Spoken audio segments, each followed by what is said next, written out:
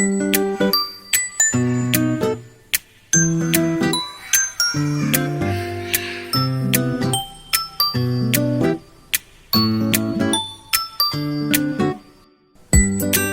To Pappus kitchen. நான் இன்னைக்கு பாப்புஸ் கிச்சன்ல கம்பு இட்லி செய்ய போறேன். கம்பு இட்லி செய்யறத நான் உங்க கூட ஷேர் பண்ணிக்கிறேன். கம்பு இட்லிக்கு நான் 3 கிளாஸ் கம்பு எடுத்திருக்கேன். கம்பை லைட்டா வறுத்துக்கிறேன். இது ஆப்ஷனல் தான், இல்லைன்னா நீங்க டைரக்டா ஊற வச்சுக்கோங்க. கம்பு நல்லா வாசனை வர ஆரம்பிச்சிருச்சு. ஆஃப் பண்ணிடலாம். ஏன்னா நம்மளுக்கு கம்பு ரொம்ப நேரம் வறுபடணும்னு அவசியம் இல்லை, லைட்டாக ஹீட் பண்ணால் மட்டும் போதும். இதோட அடுப்பை ஆஃப் பண்ணிக்கிறேன்.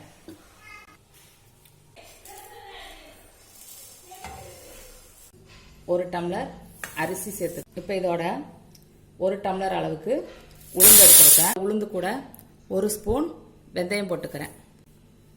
இப்போ இதை நல்லா கழுவிட்டு ஒரு 2 மணி நேரம் ஊற வைக்கலாம். ஊறினோன்னா அரைச்சிக்கலாம்.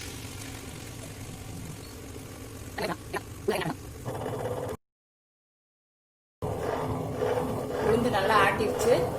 இதோட இதை எடுத்து வச்சுக்கிறேன். ஊற வச்ச கம்பை அரைச்சி எடுத்துக்கலாம். மாவு நல்லா அரைஞ்சிருச்சு. இப்போ நம்ம இதுல இருந்து எடுத்துக்கலாம். மாவு ஆட்டி எடுத்திருக்கேன். இப்போ இதில் தேவையான அளவு உப்பு சேர்த்துக்கிறேன். உப்பு சேர்த்து நல்லா மிக்ஸ் பண்ணிக்கிறேன்.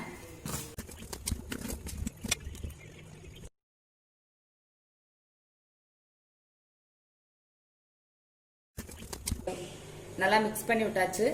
இதுவும் இட்லிக்கு புளிக்க வைக்கிற மாதிரி தான். நான் ஒரு 5 மணி நேரம் புளிக்க வச்சுக்கிறேன். இப்போ நான் 5 மணி நேரம் கழிச்சு பார்க்குறேன். மாவு நல்லா புளிச்சு பொங்கி வந்திருக்கு. இப்போ நான் இட்லி தட்டில் இட்லி ஊற்றிக்கிறேன். இப்போ இந்த இட்லி தட்டை குக்கரில் வச்சு அவிச்சு எடுத்துக்கிறேன்.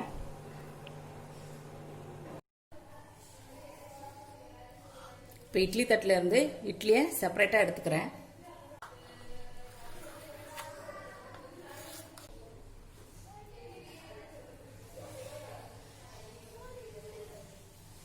நல்லா சாஃப்டாக சூப்பராக வந்திருக்கு.